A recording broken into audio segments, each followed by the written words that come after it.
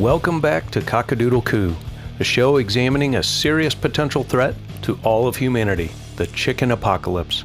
I'm your host, Pete Wallace. Episode 25, Under the Radar.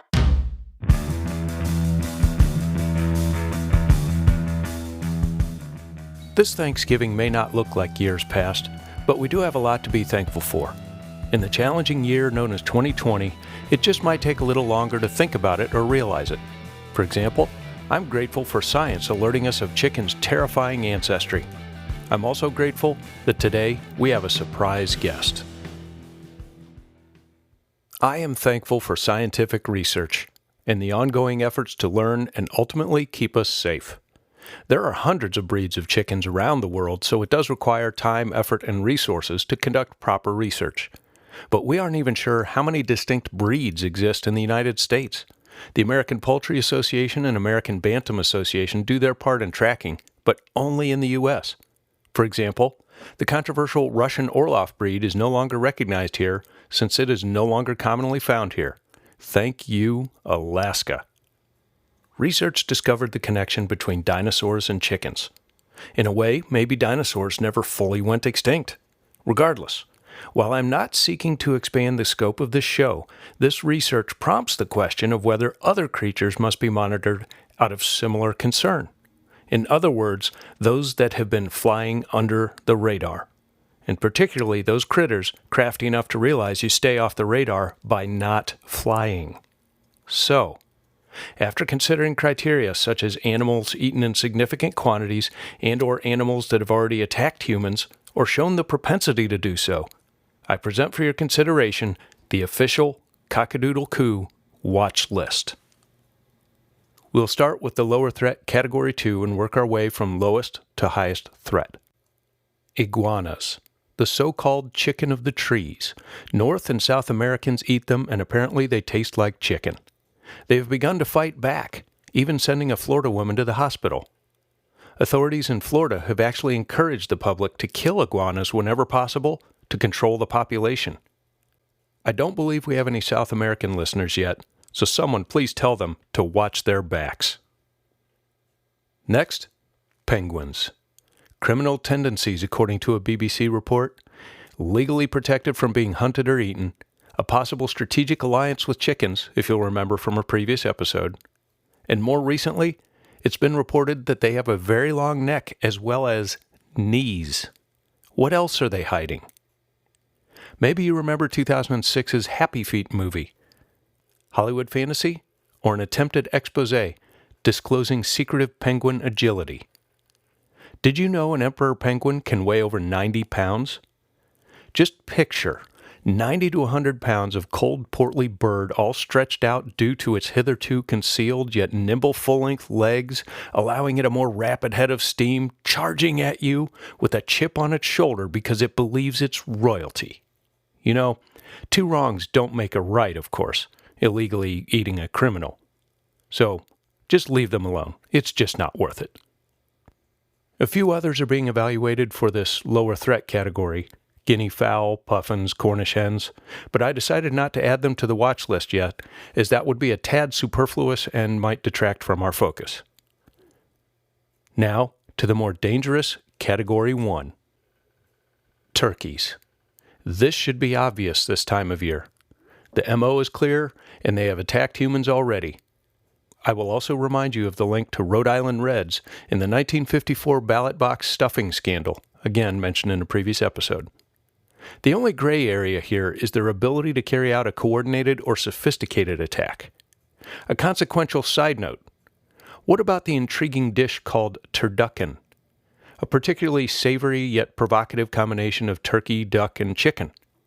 And I have to believe that if or when the duck community learns of this, we may have to add another creature to the watch list. Last but not least, ostriches. The same study that found the link between dinosaurs and chickens also found a link between dinosaurs and ostriches. Only ostriches can run up to 43 miles an hour, weigh an average of 240 pounds, and reach nearly 7 feet in height. The African ostrich is the largest bird on Earth. By the way, ostriches do not actually bury their heads in the sand. Quite the opposite. They are aggressive, and their attacks can be deadly. There's actually a well-known story of Johnny Cash having to fight off an ostrich with a 6-foot stick, and he only survived because of a sturdy belt he was wearing during the attack. So if we hope to see our favorite stars in movies and TV again, let's hope they don't jump on some kind of backyard ostrich trend.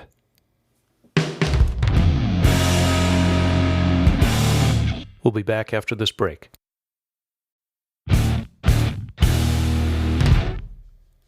In the spirit of Thanksgiving and reunions, I was contacted by the KFC assistant manager who we last heard from back in the very first episode of Cock-a-Doodle Coo. We referred to him as Kevin, and I'm pleased to share with you an update via a phone conversation we had just the other day. Well, good to hear from you, and I appreciate you reaching out to me. Well, it's good to hear you too. Well, honestly, the more I listened to your show, the more I felt I needed to take some sort of action. Interesting.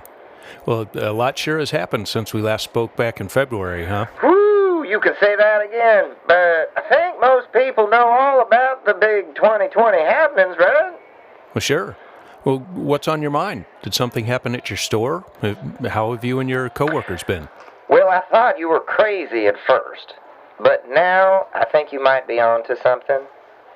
I listened to all your episodes, and it got me thinking. Really? Good. Yeah, and then I did a little reconnaissance mission of my own. I drove by a place that rhymes with hick smell hay, if you catch my drift. Mm-hmm. And I saw what they had going on. Well, what did you learn? Hold up, that's the alarm right now. Hang on a sec.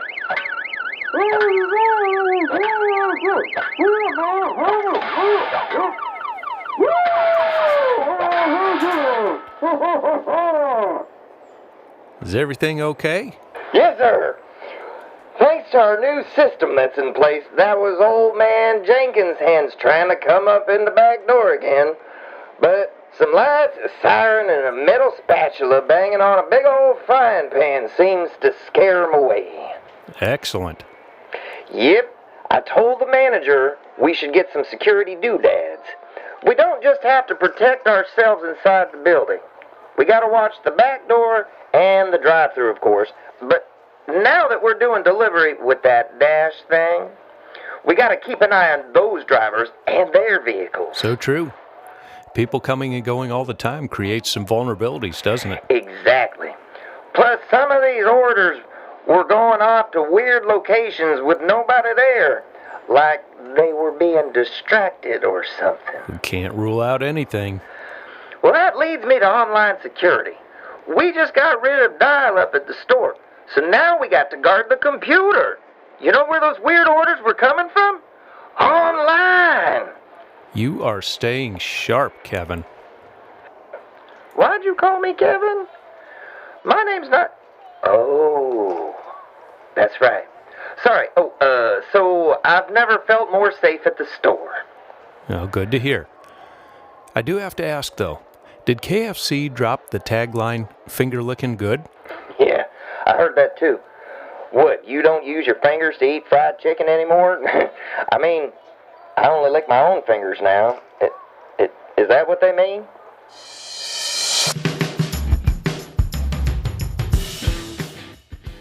Another thing I'm grateful for is that Cock-a-Doodle Coo is now heard on 5 of the 7 continents. Can you believe that? The other 2 are South America and Antarctica. There are no chickens in Antarctica and no permanent human residents, so things are likely under control there.